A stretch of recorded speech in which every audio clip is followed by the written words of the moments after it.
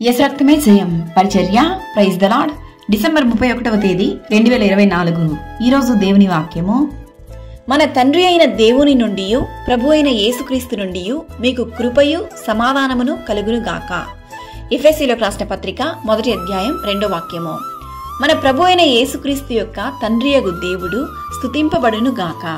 ఆయన క్రీస్తునందు పరలోక విషయములలో ఆత్మ సంబంధమైన ప్రతి ఆశీర్వాదమును మనకు అనుగ్రహించెను.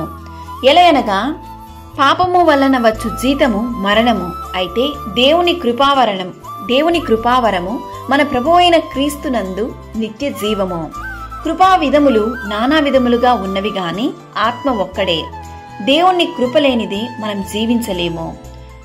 దిన ప్రారంభము నుండి రాత్రి పడుకునే వరకు మన జీవితాలలో అనేక సమస్యలు, ఆపదలు, అపాయాలు వచ్చినను దేవుని కృప ద్వారానే మనము నడిపింపబడుచున్నాము.